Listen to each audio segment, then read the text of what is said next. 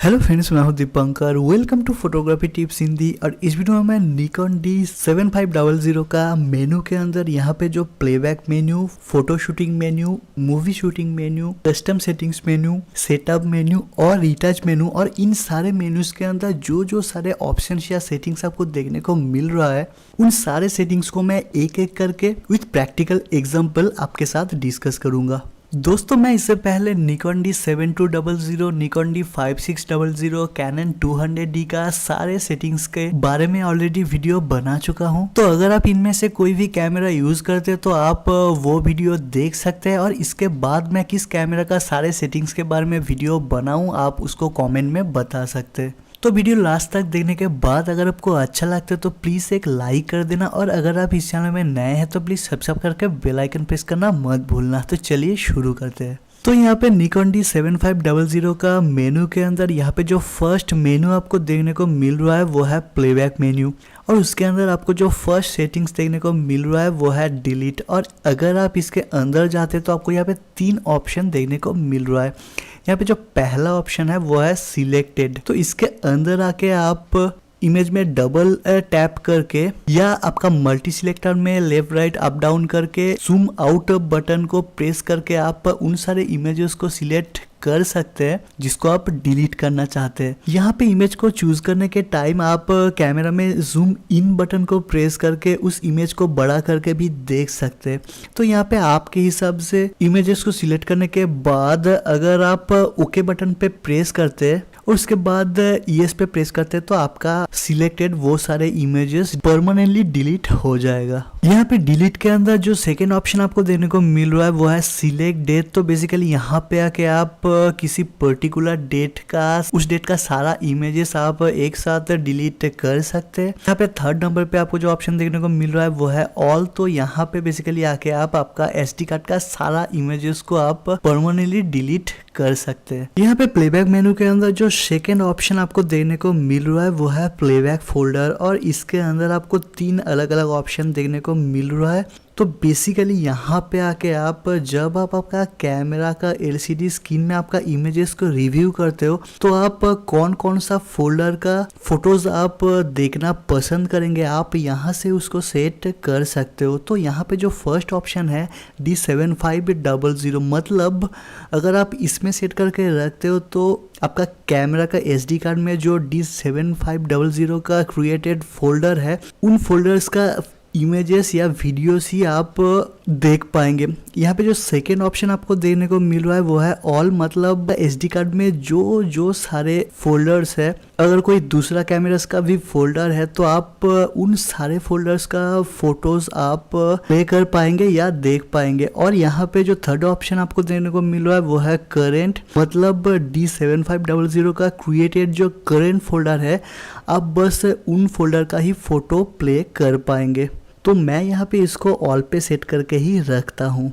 यहाँ पे प्लेबैक मेनू के अंदर आपको जो थर्ड ऑप्शन देखने को मिल रहा है वो है हाइड इमेज। तो बेसिकली यहाँ पे आके आप SD कार्ड का किसी एक इमेज को या किसी पर्टिकुलर इमेजेस को आप हाइड कर सकते हैं, और आपका वो हाइड किया गया इमेज आप जब आपका कैमरा में इमेजेस को रिव्यू करेंगे तो वो सारे इमेजेस आपको देखने को नहीं मिलेगा। तो इसके अंदर आपको जो फर्स्ट ऑप्शन देखने को मिल रहा है वो है सिलेक्ट/सेट।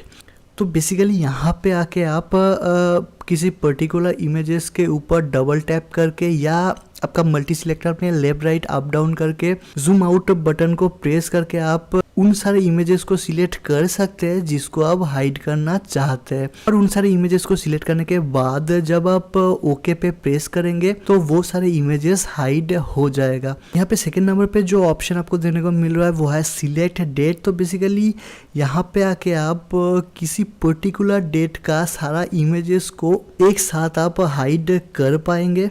और यहाँ पे जो थर्ड ऑप्शन आपको देने को मिल रहा है वो है डिसलेक्ट ऑल। तो बेसिकली यहाँ पे आके आप वो सारे इमेजेस को अनहाइड कर सकते हैं जिसको आप हाइड किए थे। यहाँ पे प्लेबैक मेनू के अंदर फोर्थ नंबर पे जो ऑप्शन आपको देखने को मिल रहा है जो कि बहुत ही इम्पोर्टेंट है वो है प्लेबैक डिस्प्ले ऑप्शन। तो बेसिकली यहाँ पे आके आप अब जब फोटो लेने के बाद इमेज को रिव्यू करते तो इमेज के साथ साथ इमेज का क्या क्या डेटास आप क्विकली देखना पसंद करेंगे आप यहाँ से उसको सिलेक्ट कर सकते हैं। तो यहाँ पे इसके अंदर बेसिक फोटो इन्फो के अंदर जो फर्स्ट ऑप्शन आपको देखने को मिल रहा है वो है फोकस पॉइंट। तो अगर आप सिर्फ इसमें सिलेक्ट करके रखते हो तो फोटो लेने के बाद जब आप फोटो को रिव्यू करेंगे तो आपका फोटो के ऊपर आपका फोकस पॉइंट कहाँ पे था वो आपका एलसीडी स्क्रीन में शो होगा। तो यहाँ पे आपको एक क्विकली बेसिक आइडिया होगा कि आपका फोकस पॉइंट ठीक ठाक जगह पे था या नहीं। यहाँ पे इसके बाद एडिशनल फोटो इन्फो के अंदर आपको जो फर्स्ट ऑप्शन देखने को मिल रहा है वो है नन इमेज ओनली। तो अगर आप यहाँ पे सेट करके रखते हो तो आप जब इमेज को रिव्यू करेंगे तो आपको पहले सिर्फ इमेज ही देखने को मिलेगा, उसके साथ कोई भी डेटाज जो ऊपर और नीचे है वो आपको देखने को नहीं मिलेगा। और उस इमेज को रिव्यू करने के टाइम जब आप मल्टी सिलेक्टर में आप या डाउन बटन को प्रेस करेंगे तो तब आपको बाकी सारे डेटास देखने को मिलेगा, जो डेटास आप यहाँ पे ऑन करके रखेंगे। यहाँ पे इसके बाद जो ऑप्शन है वो है हाइलाइट्स। तो बेसिकली अगर आप इसको ऑन या चेक करके रखते हैं तो इमेज रिव्यू करने के टाइम जब आप मल्टी सिलेक्टर में अप या डाउन बटन को प्रेस करेंगे तो आपका इमेज का जो हाईलाइट पोर्शन है वो ब्लिंक करेगा। इसके बाद जो ऑप्शन है RGB हिस्टोग्राम, तो यहाँ पे अगर आप इसको ऑन करके रखते हैं तो इमेज रिव्यू करने के टाइम जब आप मल्टी सिलेक्टर में अप या डाउन बटन को प्रेस करते जाएंगे तो आपका इमेज का RGB हिस्टोग्राम आपको देखने को मिलेगा।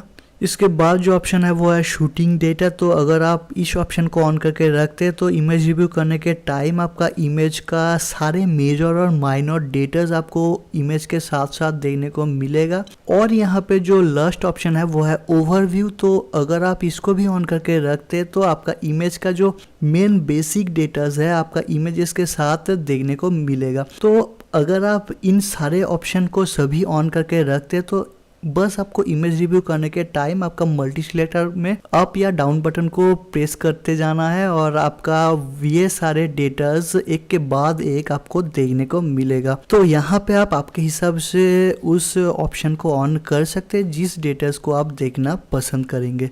तो यहाँ पे इसके बाद जो ऑप्शन आपको देखने को मिल रहा है वो है इमेज रिव्यू। तो अगर आप इस ऑप्शन को ऑन करके रखते हैं तो एक फोटो लेने के बाद तुरंत वो फोटो अपने आप आपका एलसीडी स्क्रीन में आपको देखने को मिलेगा। और अगर आप इस ऑप्शन को आप ऑफ करके रखते हैं तो एक फोटो लेने के बाद वो फोटो ऑटोमेटिकली आपका एलसीडी स्क्रीन में शो नहीं होगा। उस फोटो को देखने के लिए आपका कैमरा का प्ले बटन को प्रेस करना पड़ेगा। तो मैं इस ऑप्शन को ऑन करके ही रखता हूँ। यहाँ पे इसके बाद जो ऑप्शन आपको देखने को मिल रहा है वो है आफ्टर डिलीट। तो बेसिकली आपका कैमरा में एक फ़ोटो डिलीट करने के बाद क्या आप नेक्स्ट फ़ोटो देखना पसंद करेंगे या प्रीवियस फ़ोटोज़ देखना पसंद करेंगे, आप यहाँ से उसको सिलेक्ट कर पाएंगे।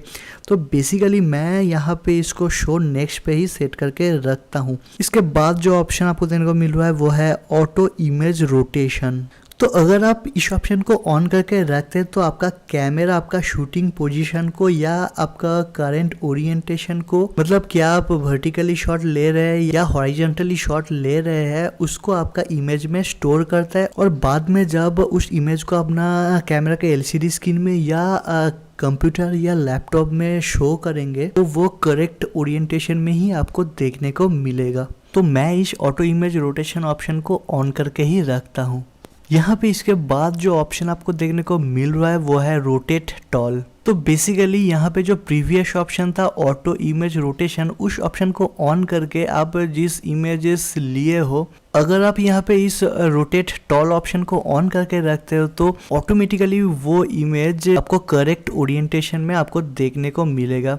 तो यहाँ पे मैं इस ऑप्शन को ऑफ ही रखता हूँ क्योंकि क्रिटिकली लिया गया शॉट्स यहाँ पे रोटेट हो जाता है और आपको यहाँ फुल स्क्रीन में देखने को नहीं मिलता है। इसके बाद यहाँ पे जो ऑप्शन आपको देखने को मिल रहा है वो है स्लाइड शो। तो बेसिकली यहाँ पे आके आप आपका कैमरा का एलसीडी में आपका कैमरा का फोटो या वीडियोस का स्लाइड शो आप प्ले कर पाएंगे।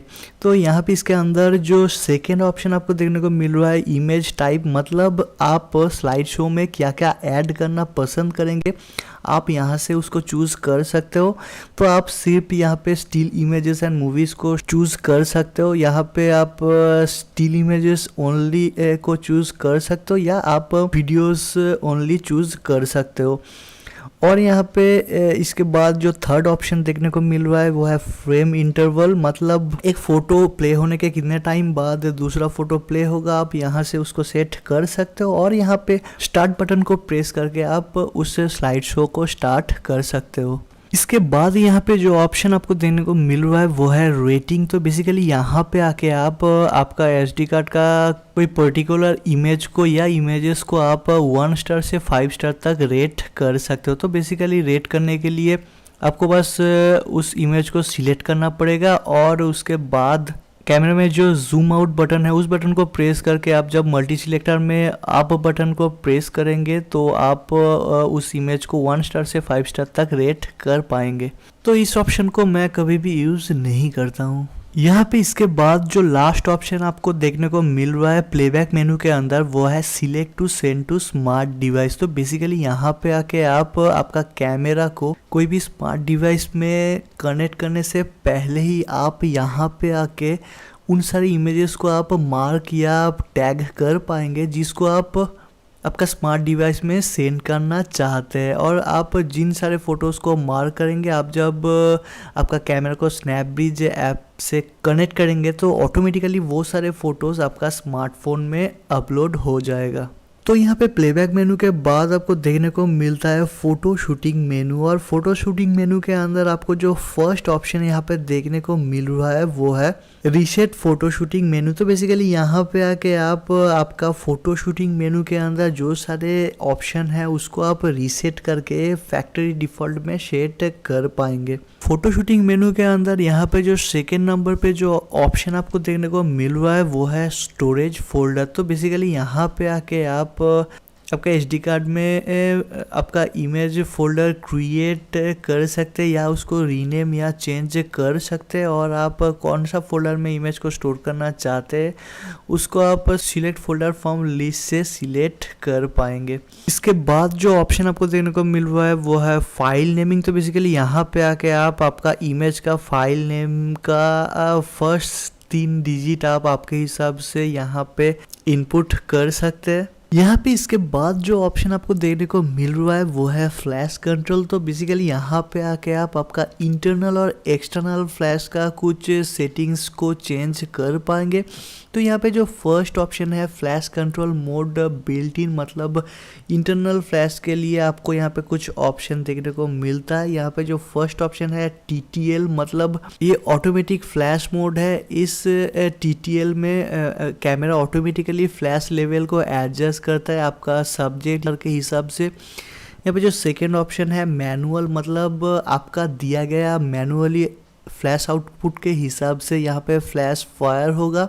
और यहाँ पे जो थर्ड ऑप्शन देखने को मिल रहा है वो है रिपीटेटिंग फ्लैश। बेसिकली इस ऑप्शन को यूज़ किया जाता है बहुत ही creative flash multiple exposure photography के लिए। तो इस ऑप्शन पे आपका कैमरा, जब तक आपका कैमरा का शटर बटन ओपन रहेगा, कैमरा रिपीटेडली फ्लैश करेगा और इसके रिजल्ट में आपका इमेजेस में बहुत ही क्रिएटिव मल्टीपल एक्सपोजर का इफेक्ट आएगा। तो बेसिकली ये एक क्रिएटिव फ्लैश फोटोग्राफी का टेक्निक है। अगर हो सके तो इसके ऊपर मैं वीडियो बाद में बनाऊंगा। इसके अलावा यहाँ पे आपको wireless flash options, group flash options और रेडियो रिमोट फ्लैश इन्फो का ऑप्शन भी देखने को मिल रहा है। तो बेसिकली मैं वाइल्ड लाइफ फोटोग्राफी करता हूँ, फ्लैश ज़्यादातर यूज़ नहीं करता हूँ। यहाँ पे इसके बाद जो ऑप्शन आपको देखने को मिल रहा है वो है चूज़ इमेज एरिया। और इसके अंदर आपको 2 ऑप्शन देखने को मिल रहा है। यहाँ पे जो फर्स्ट ऑप्शन है DX 24x16, तो अगर आप इसमें रख के शूट करते हो तो आपका एक्चुअल क्रॉप सेंसर बॉडी का क्रॉप सेंसर का इमेज आपको मिलेगा। और यहाँ पे जो सेकेंड ऑप्शन है वो है 1.3x क्रॉप मोड। तो आप अगर इसमें सेट करके रखते हो तो आपको 1.3x क्रॉप मोड का इमेज मिलेगा। इसमें आपको थोड़ा बहुत एक्स्ट्रा टेलीफोटो रीच मिलता है। तो मैं बेसिकली यहाँ पे DX 24x16 में ही सेट करके रखता हूँ। यहाँ पे इसके बाद जो ऑप्शन आपको देखने को मिल रहा है वो है इमेज क्वालिटी। और इसके अंदर आपको बहुत सारे ऑप्शंस देखने को मिल रहा है। तो यहाँ पे निकॉन D7500 में जो एक्स्ट्रा चीज़ ऐड किया गया है वो है JPEG फाइन स्टार। जो कि आपका प्रीवियस 7000 सीरीज़ में आपको सिर्फ JPEG फाइन का ऑप्शन ही देखने को मिलता है, मगर यहाँ पे JPEG फाइन के साथ साथ JPEG फाइन स्टार का ऑप्शन भी देखने को मिल रहा है।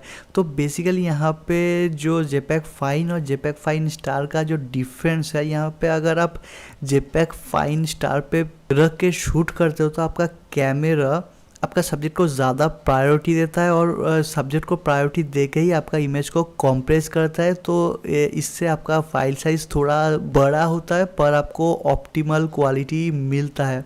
और यहाँ पे सिर्फ JPEG फाइन ऑप्शन में आपको यहाँ पे थोड़ा सा स्मॉलर क्वालिटी का इमेज मिल सकता है। तो मैं आपसे यही रिकमेंड करूँगा कि अगर आप बेस्ट क्वालिटी चाहते हैं तो आप यहाँ पे JPEG फाइन स्टार पे रख के शूट कर सकते हैं। तो मैं बेसिकली यहाँ पे रॉ में शूट करता हूँ, तो मैं यहाँ पे NEF पे रख के ही शूट करता हूँ। और अगर आप रॉ या JPEG दोनों एक साथ इमेज पाना चाहते हैं तो आप यहाँ पे जो फर्स्ट ऑप्शन है NEF plus JPEG fine star, उसमें रख के आप शूट कर सकते हैं। यहाँ पे इमेज क्वालिटी के बाद जो ऑप्शन आपको देखने को मिल रहा है वो है इमेज साइज। तो यहाँ पे आके आप आपका इमेज का रेजोल्यूशन को आप सेट कर सकते हैं। यहाँ पे प्रीवियस जो 7200 था, वहाँ पे जो मैक्सिमम इमेज रेजोल्यूशन था वो था 6000 इंटू 4000, क्योंकि वो 24 मेगापिक्सल का था। पर जो D7500 है वो 20.9 मेगापिक्सल का है। तो यहाँ पे रेजोल्यूशन जो मैक्सिमम है वो आपको मिलेगा 5568 इंटू 3712। और यहाँ पे आपको मीडियम और स्मॉल रेजोल्यूशन का ऑप्शन भी देखने को मिल रहा है। बेहतर है आप यहाँ पे इसको लार्ज पे रख के ही शूट करें। तो यहाँ पे इसके बाद जो ऑप्शन आपको देखने को मिल रहा है वो है NEF रॉ रिकॉर्डिंग, और इसके अंदर आपको दो ऑप्शन देखने को मिल रहा है। जो पहला ऑप्शन है वो है NEF रॉ कॉम्प्रेशन। तो अगर आप रॉ में शूट करते हैं तो आप अपना रॉ इमेज को कैसे कॉम्प्रेस करना चाहते हैं, आप यहाँ से उसको लॉसलेस कॉम्प्रेस्ड और कॉम्प्रेस्ड के बीच में आप सेट कर सकते हैं। तो यहाँ पे जो पहला ऑप्शन है लॉसलेस कॉम्प्रेस, मतलब यहाँ पे आपका कैमरा का एल्गोरिदम आपका रॉ इमेज में ज़्यादा से ज़्यादा डेटास को रख के ही आपका रॉ इमेज को कॉम्प्रेस करेगा। तो यहाँ पे आपका फाइल साइज थोड़ा सा बड़ा हो सकता है पर आपको ज़्यादा डेटा मिलेगा। और यहाँ पे जो सेकेंड ऑप्शन है कॉम्प्रेस, यहाँ पे आपको थोड़ा सा कंपैरेटिवली कम डेटा देखने को मिल सकता है, पर यहाँ पे जो रॉ इमेज का साइज होगा वो थोड़ा सा कम होगा। तो मैं यहाँ पे इसको लॉसलेस कॉम्प्रेस पे ही सेट करके रखता हूँ। तो इसके अंदर जो सेकेंड ऑप्शन आपको देखने को मिल रहा है वो है NEF रॉ बिट डेप्थ। इसके अंदर आपको 12 बिट और 14 बिट्स का ऑप्शन देखने को मिल रहा है। तो जनरली जो 14 बिट रॉ इमेज है वो एक 12 बिट रॉ इमेज से 4 टाइम्स ज़्यादा टोनल वैल्यू को स्टोर कर सकता है। तो यहाँ पे मैं इसको 14 बिट पे ही सेट करके रखता हूँ, क्योंकि यहाँ पे एक 12 बिट रॉ इमेज से एक 14 बिट रॉ इमेज को जब आप बाद में पोस्ट प्रोसेसिंग करोगे तो आपको यहाँ पे बेहतर रिजल्ट मिलेगा। तो मैं यहाँ पे इसको 14 बिट पे ही सेट करके रखता हूँ। यहाँ पे इसके बाद जो ऑप्शन आपको देने को मिल रहा है वो है ISO सेंसिटिविटी सेटिंग्स, और इसके अंदर आपको बहुत सारे ऑप्शंस देखने को मिल रहा है। तो यहाँ पे जो सेकंड ऑप्शन आपको देखने को मिल रहा है, यहाँ पे आके आप अगर आपका कैमरा का auto ISO sensitivity control on है तो आप इसको ऑफ कर सकते हैं, या अगर ऑफ है तो आप उसको ऑन कर सकते हैं। अगर आपका auto ISO sensitivity control on है तो आप मिनिमम ISO और मैक्सिमम ISO आप कितना तक रखना पसंद करेंगे आप यहाँ से उसको सेट कर सकते हैं। तो यहाँ पे आप मैक्सिमम ISO सेंसिटिविटी जितना रखेंगे आपका ऑटो ISO कंट्रोल में भी आपका ISO उस नंबर के ज़्यादा नहीं जाएगा। और आप यहाँ पे maximum ISO sensitivity with flash और मिनिमम शटर स्पीड को भी आप यहाँ से सेट कर पाएंगे। तो मैं यहाँ पे ऑटो ISO सेंसिटिविटी कंट्रोल को ऑफ ही रखता हूँ, क्योंकि मैं लाइट के हिसाब से मैनुअली ISO को सिलेक्ट करता हूँ। यहाँ पे इसके बाद जो ऑप्शन देखने को मिल रहा है वो है व्हाइट बैलेंस, और यहाँ पे इसके अंदर आपको ऑटो के साथ साथ बहुत सारे ऑप्शंस डिफरेंट लाइटिंग कंडीशंस का। मैं बेसिकली यहाँ पे ऑटो व्हाइट बैलेंस पे ही शूट करता हूँ, और बाद में अगर ज़रूरत हुआ तो पोस्ट प्रोसेसिंग में उसको चेंज करता हूँ। तो आप यहाँ पे आपके हिसाब से व्हाइट बैलेंस इसको सेट कर सकते हैं, या आप आपके हिसाब से कलर टेम्परेचर केल्विन को भी आप सेट कर पाएंगे। और ये ऑप्शन आप आपका कैमरा का व्हाइट बैलेंस बटन को प्रेस करके भी इजीली एक्सेस कर पाएंगे। यहाँ पे इसके बाद जो ऑप्शन आपको देखने को मिल रहा है वो है सेट पिक्चर कंट्रोल। तो बेसिकली आप यहाँ पे आके आपका जेपैक इमेज को आपका सब्जेक्ट के हिसाब से आप कैसे एक्सप्रेस करना चाहते हैं, आप यहाँ पे auto, standard, neutral, vivid, monochrome, portrait, landscape और फ्लैट, इन सारे ऑप्शंस में से आप सेट करके आप एक्सपेरिमेंट कर सकते हैं। तो मैं बेसिकली यहाँ पे ज़्यादा टाइम स्टैंडर्ड और विविड पे रख के ही शूट करता हूँ, पर आप आपके हिसाब से एक्सपेरिमेंट कर सकते हैं। इसके बाद जो ऑप्शन है वो है मैनेज पिक्चर कंट्रोल। तो यहाँ पे आके आप अपना कस्टम पिक्चर कंट्रोल को आप क्रिएट या साइड लोड कर सकते हैं। तो मैं बेसिकली इस ऑप्शन को कभी भी यूज़ नहीं किया हूँ। इसके बाद यहाँ पे जो ऑप्शन है वो है कलर स्पेस, और इसके अंदर आपको दो ऑप्शन देखने को मिलता है, एक sRGB और जो दूसरा है वो है Adobe RGB। तो बेसिकली मैं यहाँ पे sRGB पे रख के ही शूट करता हूँ, तो मैं कलर स्पेस के ऊपर अलग सा वीडियो बाद में बनाऊंगा। तो यहाँ पे कलर स्पेस के बाद जो ऑप्शन आपको देने को मिल रहा है वो है एक्टिव डी लाइटिंग। तो बेसिकली जब आप जेपैक में शूट करते हैं और बहुत ही हाई कॉन्ट्रास्ट सीन में शूट कर रहे हैं, तो यहाँ पे आपका कैमरा का एल्गोरिदम ऑटोमेटिकली आपका इमेज का जो हाईलाइट या जो शैडो पोर्शन है उसको कैमरा का एल्गोरिदम ऑटोमेटिकली ठीक करने का ट्राई करते हैं। बेसिकली मैं रॉ में शूट करता हूँ, इस ऑप्शन को मैं ऑफ ही रखता हूँ, पर अगर आप जेपैक शूट करते हैं और बहुत ही हाई कॉन्ट्रास्ट सीन को शूट कर रहे हैं तो आप इस ऑप्शन को नॉर्मल या लो पे रख के भी शूट कर सकते हैं। इसके बाद जो ऑप्शन है वो है लॉन्ग एक्सपोजर नॉइज रिडक्शन, और यहाँ पे इस ऑप्शन को भी आप जब जेपैक में शूट करते हैं तभी आप यूज़ कर सकते हैं। तो बेसिकली यहाँ पे अगर आप इसको ऑन रखते हैं तो आप जब आपका कैमरा में लॉन्ग एक्सपोजर फोटोग्राफी करते हैं तो आपका कैमरा का एल्गोरिदम ऑटोमेटिकली आपका जेपैक इमेज का नॉइस को रिड्यूस करने का ट्राई करता है। तो मैं इस ऑप्शन को ऑफ ही रखता हूँ। यहाँ पे इसके बाद जो ऑप्शन आपको देने को मिल रहा है वो है हाई आईएसओ नॉइस रिडक्शन। तो बेसिकली जब आप बहुत ही हाई आईएसओ में शूट कर रहे हैं और जेपैक में शूट कर रहे हैं तो यहाँ पे आपका कैमरे का एल्गोरिदम ऑटोमेटिकली आपका इमेज में जो नॉइज आता है उसको रिड्यूस करने का ट्राई करता है।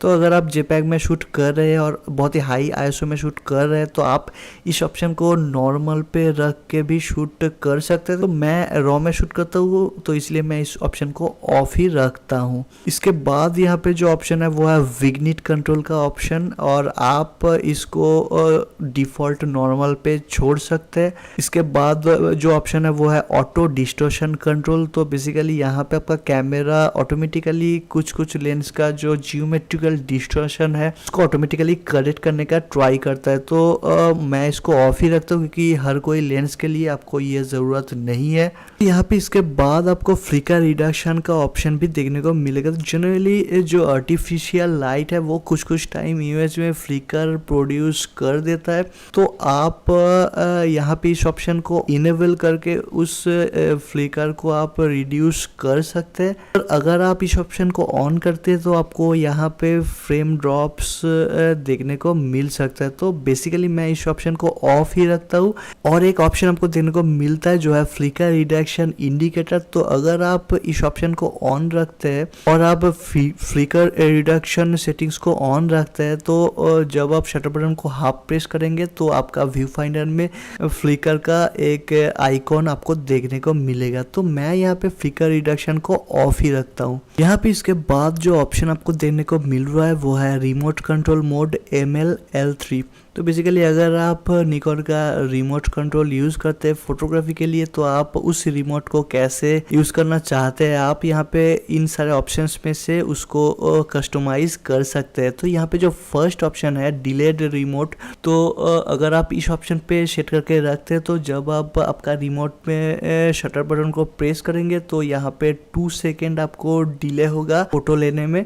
यहाँ पे जो सेकेंड ऑप्शन है वो है क्विक के रेस्पॉन्स रिमोट। तो रिमोट में शटर बटन को प्रेस करने के बाद तुरंत कैमरा फोटो ले लेगा। यहाँ पे जो थर्ड ऑप्शन है वो है रिमोट मिरर अप। तो यहाँ पे रिमोट में शटर बटन को प्रेस करने के बाद पहले मिरर ऊपर उठेगा और उसके बाद सेकेंड टाइम प्रेस करने पे कैमरा फोटो लेगा। जनरली इसको हम लॉन्ग एक्सपोजर फोटोग्राफी के लिए यूज करते हैं और यहाँ पे आपको ऑफ का ऑप्शन देखने को मिलेगा। तो मैं बेसिकली रिमोट को यूज नहीं करता हूँ, तो मैं इस ऑप्शन को कभी भी यूज नहीं किया हूँ। इसके बाद यहाँ पे जो ऑप्शन है वो है ऑटो ब्रैकेटिंग सेट। तो बेसिकली जब आप ऑटो एक्सपोजर ब्रैकेटिंग को यूज कर रहे हैं तो आप किस चीज का आप ब्रैकेटिंग करना चाहते हैं आप यहाँ से उसको सेट कर सकते हैं। तो यहाँ पे जो फर्स्ट ऑप्शन है ए एंड फ्लैश ब्रैकेटिंग, तो जब आप ऑटो ब्रैकेटिंग को यूज कर रहे हैं तो आप एक साथ ऑटो एक्सपोजर और फ्लैश को ब्रैकेट कर पाएंगे। जो सेकेंड ऑप्शन है ए ब्रैकेटिंग, तो आप यहाँ पे सिर्फ ए ब्रैकेटिंग को भी काम पे ले पाएंगे और यहाँ पे आपको सिर्फ flash bracketing, white balance bracketing और यहाँ पे ADL यानी कि एक्टिव डीलाइटिंग ब्रैकेटिंग का ऑप्शन भी आपको देखने को मिलेगा। तो दोस्तों मैं ऑटो एक्सपोजर ब्रैकेटिंग या HDR फोटोग्राफी के बारे में ऑलरेडी मैं वीडियो अपलोड कर चुका हूँ, तो उसका लिंक मैं नीचे डिस्क्रिप्शन में दे दूंगा, आप वो वीडियो देख सकते हैं। यहाँ पे इसके बाद निकॉन D7500 में आपको मल्टीपल एक्सपोजर का ऑप्शन भी देखने को मिल रहा है। तो बेसिकली मल्टीपल एक्सपोजर फोटोग्राफी एक क्रिएटिव फोटोग्राफी का स्टाइल है। बेसिकली इसमें आप 2, 3, 4 या 10 इमेज को सुपर इम्पोज करके हम एक इमेज बनाते हैं। तो अगर हो सके तो मल्टीपल एक्सपोजर फोटोग्राफी के ऊपर मैं अलग सा वीडियो बाद में बनाऊंगा। यहाँ पे इसके बाद जो ऑप्शन आपको देने को मिल रहा है वो है HDR यानी कि हाई डायनामिक रेंज। तो जब आप बहुत ही हाई कॉन्ट्रास्ट सीन को शूट कर रहे हैं या बहुत ही ज़्यादा हाई डायनामिक रेंज में शूट कर रहे हैं और आप JPEG शूट कर रहे हैं, तो आप यहाँ पे इस ऑप्शन को ऑन करके आप HDR फोटोग्राफी कर सकते हैं। तो जनरली HDR फोटोग्राफी में आपका डार्क और हाईलाइट का जो डिफरेंस है उसका कॉम्बिनेशन आपको बहुत ही बढ़िया देखने को मिलता है। तो यहाँ पे HDR मोड के अंदर आपको 3 ऑप्शन देने को मिल रहा है। तो जो फर्स्ट ऑप्शन है ऑन सीरीज, अगर आप इस ऑप्शन पे सेट करके रखते हैं तो आपका कैमरा सीरीज में HDR फोटोग्राफ्स लेता रहेगा। जो सेकेंड ऑप्शन है वो है ऑन सिंगल फोटो, मतलब अगर आप इसमें सेट करके रखते हो तो आपका कैमरा एक HDR फोटो लेगा और उसके बाद नॉर्मल सेटिंग्स पे चला जाएगा। और यहाँ पे ऑफ का मतलब आप HDR मोड को आप ऑफ लेंगे। और यहाँ पे जो सेकेंड HDR स्ट्रेंथ का ऑप्शन देखने को मिल रहा है, यहाँ पे आपको auto, extra high, high, normal, low का ऑप्शन देखने को मिलेगा। तो आप यहाँ पे आपके हिसाब से सेट कर सकते। तो जनरली बहुत ही हाई कॉन्ट्रास्ट सीन में आप इसको नॉर्मल या लो पे रख के शूट कर सकते हैं। यहाँ पे इसके बाद जो ऑप्शन आपको देने को मिल रहा है वो है इंटरवल टाइमर शूटिंग। तो बेसिकली इस ऑप्शन पे आके आप आपका DSLR को यूज करके बढ़िया टाइम लैप्स वीडियो बना सकते हैं। तो कैसे आप इंटरवल टाइमर शूटिंग ऑप्शन को यूज करके एक बढ़िया टाइम लैप्स वीडियो बना सकते हैं, उसके ऊपर मैं एक अलग सा डेडिकेटेड वीडियो ऑलरेडी बनाया था। तो अगर आप चाहे तो वो वीडियो आप देख सकते हैं। तो यहाँ पे फोटो शूटिंग मेन्यू के बाद आता है मूवी शूटिंग मेन्यू और इसके अंदर भी आपको बहुत सारे ऑप्शंस देखने को मिलता है। तो चलिए एक एक करके उन सारे ऑप्शंस को भी जान लेते हैं। तो यहाँ पे मूवी शूटिंग मेन्यू के अंदर जो फर्स्ट ऑप्शन आपको देने को मिल रहा है वो है रीसेट मूवी शूटिंग मेन्यू। तो बेसिकली यहाँ पे आके आप आपका मूवी शूटिंग मेन्यू के अंदर जो सारे सेटिंग्स है उसको आप रीसेट करके फैक्ट्री डिफॉल्ट में सेट कर पाएंगे। यहाँ पे जो सेकेंड ऑप्शन है वो है फाइल नेमिंग। तो बेसिकली यहाँ पे आप आपका वीडियो का फाइल नेम का जो फर्स्ट 3 डिजिट है वो आप आपके हिसाब से सेट कर पाएंगे। जो यहाँ पे थर्ड ऑप्शन है वो है चूज इमेज एरिया और इसके अंदर आपको 2 ऑप्शन देखने को मिल रहा है, एक है नॉर्मल DX मोड और जो सेकेंड ऑप्शन है वो है 1.3x क्रॉप मोड। तो अगर आप चाहे तो 1.3x क्रॉप मोड में शूट कर सकते हैं। इसमें आपको थोड़ा सा ज़्यादा टेलीफोटो रीच मिलेगा। मैं बेसिकली यहाँ पे DX पे ही सेट करके रखता हूँ। इसके बाद जो ऑप्शन है वो है फ्रेम साइज / फ्रेम रेट्स। तो आप यहाँ पे आपका वीडियो रेजोल्यूशन, साइज और फ्रेम रेट को चूज कर सकते हैं। तो आप यहाँ पे 4K वीडियो 30p में आप शूट कर सकते हैं और फुल HD आप 60p में शूट कर सकते हैं। तो ये आप आपके हिसाब से सेट कर सकते हैं। जितना आप ज़्यादा क्वालिटी रखेंगे आपका वीडियो का फाइल साइज भी उतना बड़ा होगा। यहाँ पे इसके बाद जो ऑप्शन है वो है मूवी क्वालिटी। तो जनरली इसको हाई क्वालिटी पे रख के ही मैं शूट करता हूँ। इसके बाद मूवी फाइल टाइप को आप MOV और MP4 के अंदर चूज कर सकते हैं। यहाँ पे इसके बाद ISO सेंसिटिविटी सेटिंग्स को आप वीडियो रिकॉर्डिंग के लिए भी सेट कर सकते हैं आपके हिसाब से। यहाँ पे वाइट बैलेंस को आप सेट कर सकते हैं वीडियोस के लिए। यहाँ पे फोटो का पिक्चर कंट्रोल ऑप्शन के जैसा यहाँ पे भी आपको सेट पिक्चर कंट्रोल का ऑप्शन देखने को मिल रहा है और मैनेज पिक्चर कंट्रोल का ऑप्शन भी देखने को मिल रहा है। ये सब चीज़ मैं ऑलरेडी डिस्कस कर लिया हूँ। यहाँ पे आपका वीडियो में active D lighting, high ISO, noise reduction और यहाँ पे फ्लिकर रिडक्शन का ऑप्शन भी देखने को मिल रहा है। तो मैं यहाँ पे फ्लिकर रिडक्शन को ऑटो पे ही सेट करके रखता हूँ। यहाँ पे जो नेक्स्ट ऑप्शन है वो है माइक्रोफोन सेंसिटिविटी। तो यहाँ पे आके आप आपका माइक्रोफोन का सेंसिटिविटी को मैनुअली ज़्यादा या कम कर पाएंगे या आप माइक्रोफोन को ऑफ भी कर पाएंगे। यहाँ पे इसके बाद जो ऑप्शन है वो है फ्रीक्वेंसी रेस्पॉन्स। तो अगर आप वॉइस ओवर कर रहे हैं तो आप वोकल रेंज पे सेट कर सकते हैं, नहीं तो वाइड रेंज में आप छोड़ सकते हैं। इसके बाद जो है वो है विंड नॉइस रिडक्शन। तो मैं इस ऑप्शन को ऑफ ही रखता हूँ।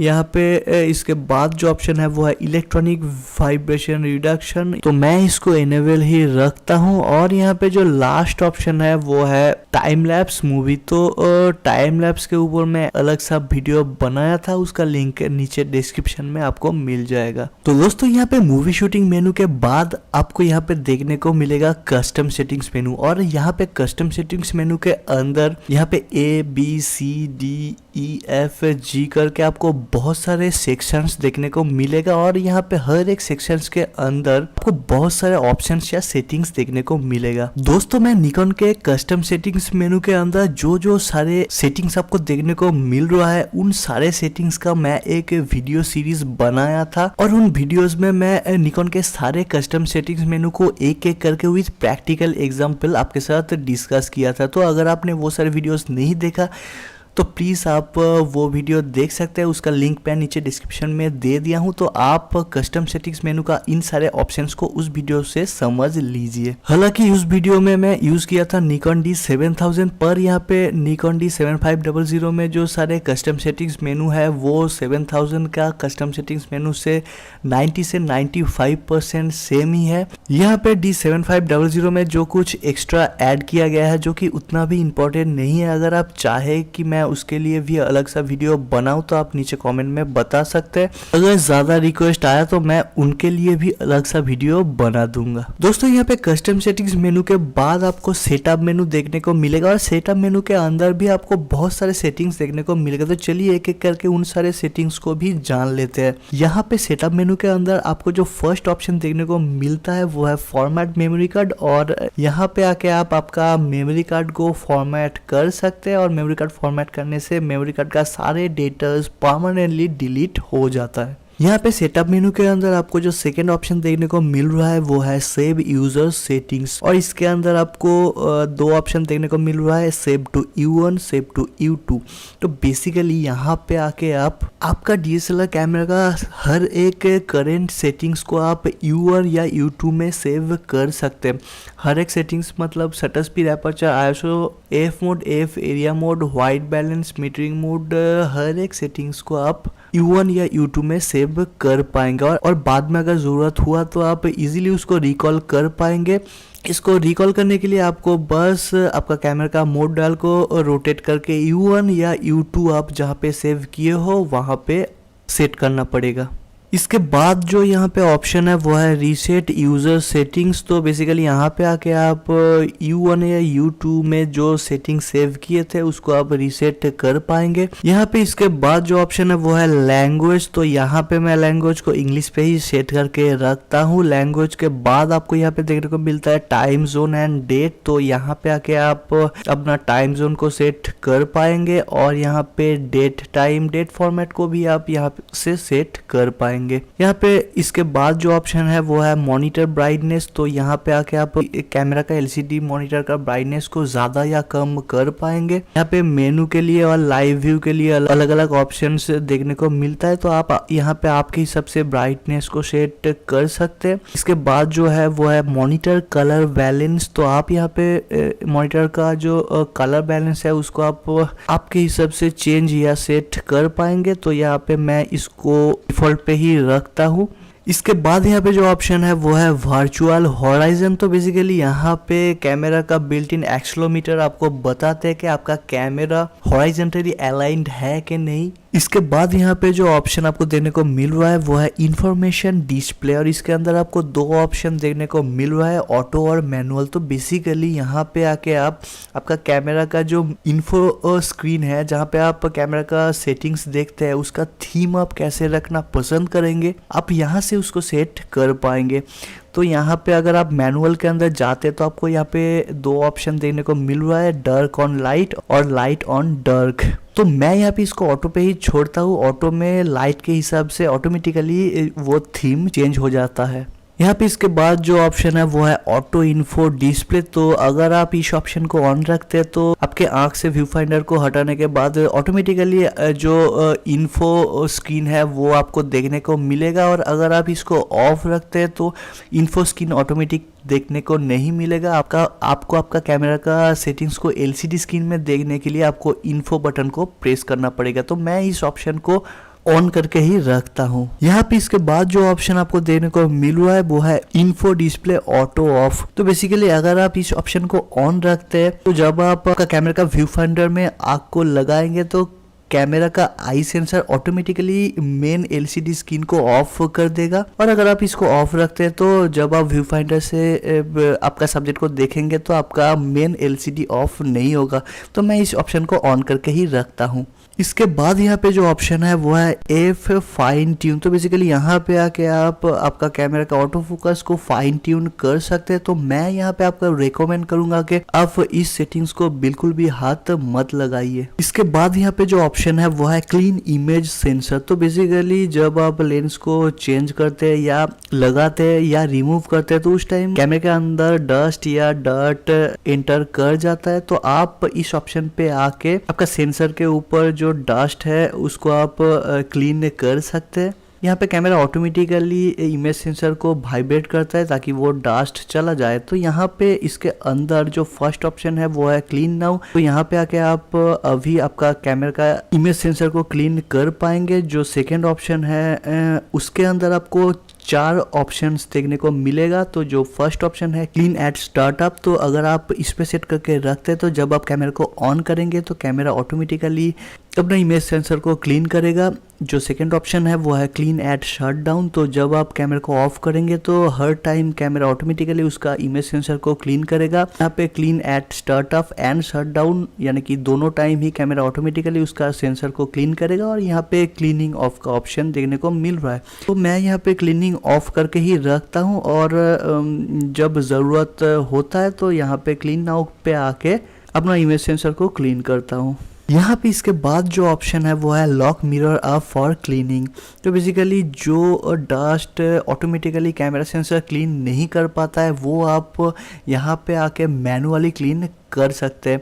तो यहाँ पे आपका कैमरा का जो मिरर है उसका ऊपर उठा के रखता है ताकि आप मैनुअली आपका कैमरा का इमेज सेंसर को क्लीन कर सके।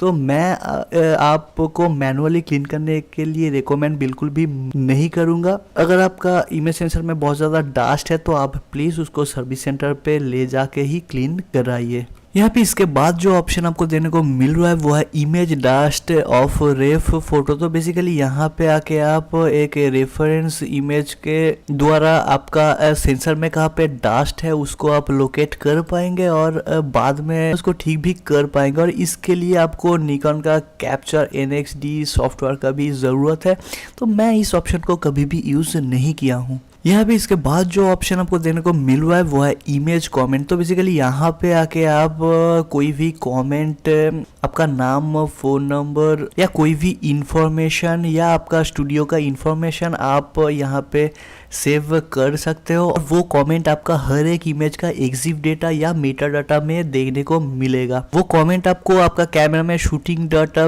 पेज फोटो इंफॉर्मेशन डिस्प्ले पे भी देखने को मिलेगा। यहाँ पे इसके बाद जो ऑप्शन आपको देने को मिल रहा है वो है कॉपीराइट इंफॉर्मेशन। तो बेसिकली यहाँ पे आके आप आपका कॉपीराइट इंफॉर्मेशन, आर्टिस्ट का नाम आप लिख के सेव कर सकते हैं और वो इंफॉर्मेशन आपका हर एक इमेज का मेटा डाटा या एग्जिफ डाटा में आपको देखने को मिलेगा।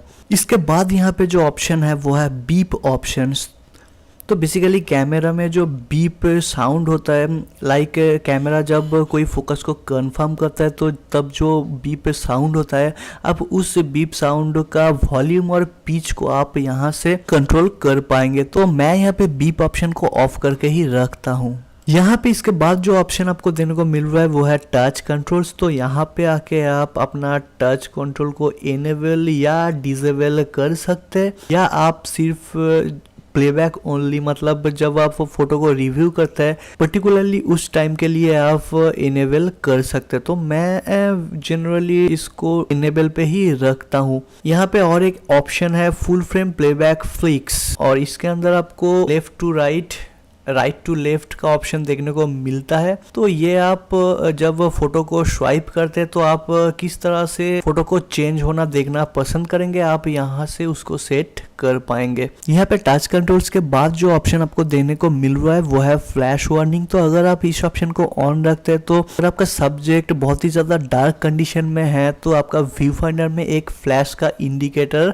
या आइकॉन आपको देखने को मिलेगा। तो इस ऑप्शन को आप ऑन या ऑफ रख सकते हैं आपके जरूरत के हिसाब से। यहाँ पे इसके बाद जो ऑप्शन है वो है HDMI। तो बेसिकली जब आप आपका कैमरा को किसी HDMI केबल से एक्सटर्नल डिवाइस से कनेक्ट कर रहे हैं तो आप यहाँ पे आके HDMI का आउटपुट रेजोल्यूशन को आप सेट कर पाएंगे और यहाँ पे एडवांस ऑप्शन पे आके आप output range, output display size, live view, on screen display, dual monitor, ये सब ऑप्शन को आप एडजस्ट या चेंज कर पाएंगे। यहाँ पे इसके बाद जो ऑप्शन है वो है लोकेशन डेटा। तो बेसिकली यहाँ पे आके आप कोई एक्सटर्नल GPS डिवाइस या स्मार्ट डिवाइस से अपना लोकेशन डेटा को डाउनलोड करके अपना पिक्चर में अप्लाई कर पाएंगे। तो बेसिकली मैं इस ऑप्शन को कभी भी यूज नहीं किया हूँ। यहाँ पे इसके बाद जो वायरलेस रिमोट WR ऑप्शंस और असाइन रिमोट WR-FN बटन, ये दोनों option basically WR-R10 wireless remote controllers के लिए है। तो मैं इस डिवाइस को कभी भी यूज नहीं किया हूं तो इसके बारे में मुझे ज्यादा पता नहीं है।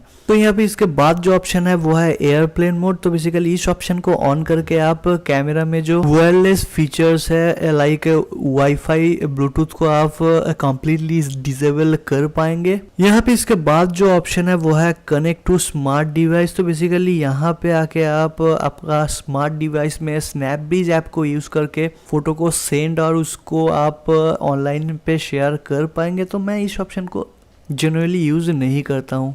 यहाँ पे इसके बाद जो ऑप्शन है वो है send to smart device auto. तो बेसिकली अगर आप इस ऑप्शन को ऑन करके रखते हैं तो जब आपका कैमरा आपका स्मार्ट डिवाइस से कनेक्ट रहेगा तो फोटो ऑटोमेटिकली आपका स्मार्ट डिवाइस पे अपलोड हो जाएगा। और अगर आपका कैमरा स्मार्ट डिवाइस से कनेक्ट नहीं है तो वो सारे फोटोज मार्क हो जाएगा और जब आप नेक्स्ट टाइम उसको स्मार्ट डिवाइस से कनेक्ट करेंगे तो तब वो फोटो ऑटोमेटिकली आपका स्मार्ट डिवाइस में अपलोड होगा।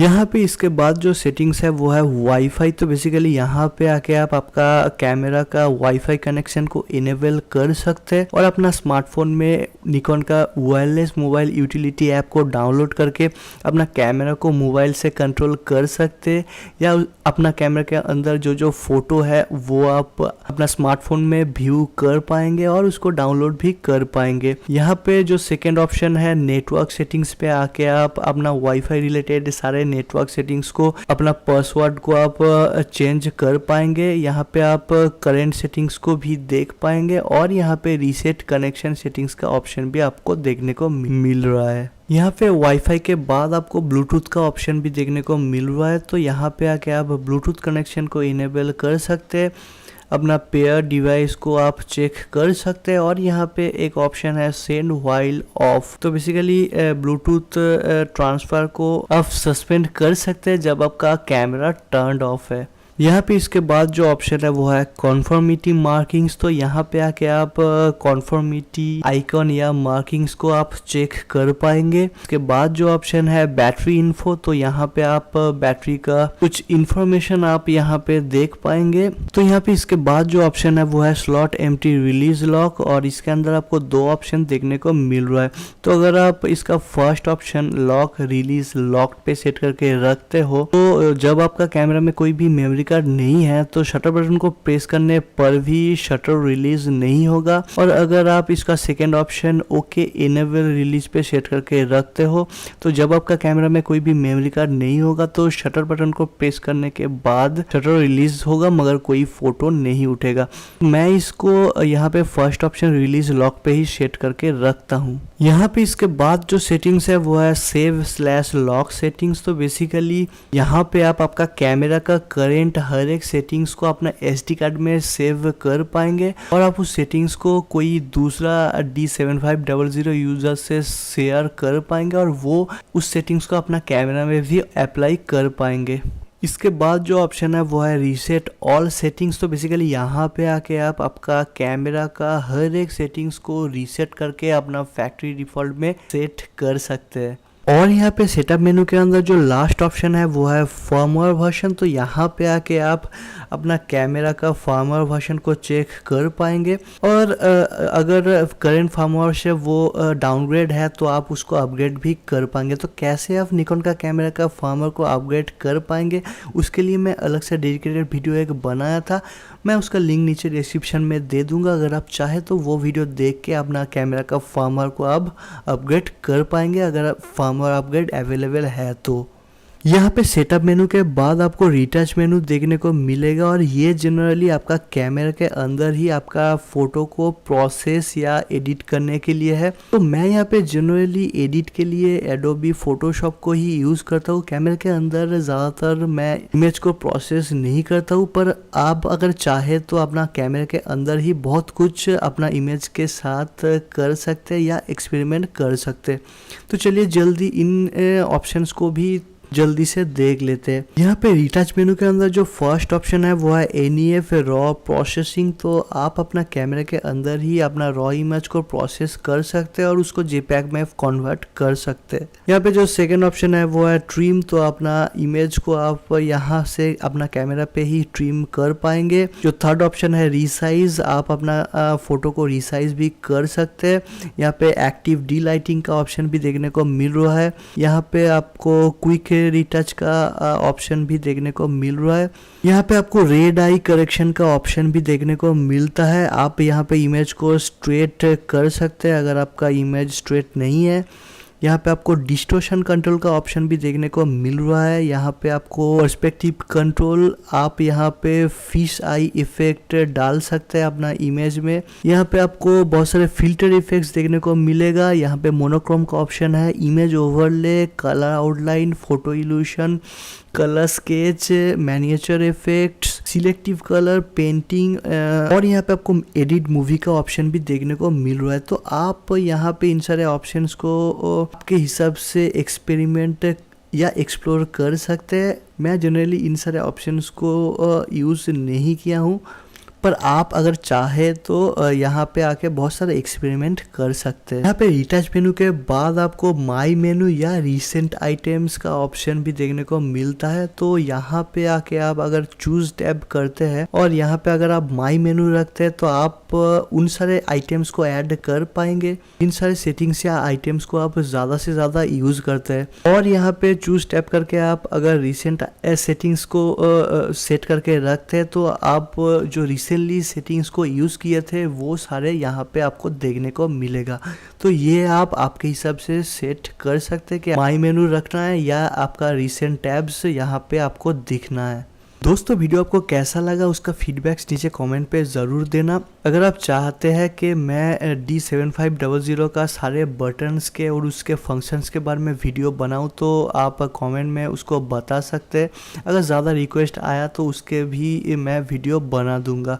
और इसके बाद मैं किस कैमरा का सारे सेटिंग्स को एक्सप्लेन करूँ आप उसको भी कॉमेंट में ज़रूर बताना। अगर आपका कोई भी सवाल है आप नीचे कमेंट में कर सकते हैं, मैं उसका रिप्लाई ज़रूर दूंगा। आप मुझे फेसबुक या इंस्टाग्राम में भी कांटेक्ट कर सकते हैं, तो उसका लिंक आपको नीचे डिस्क्रिप्शन में मिल जाएगा। तो इस वीडियो में बस इतना ही, मिलते हैं किसी और वीडियो में।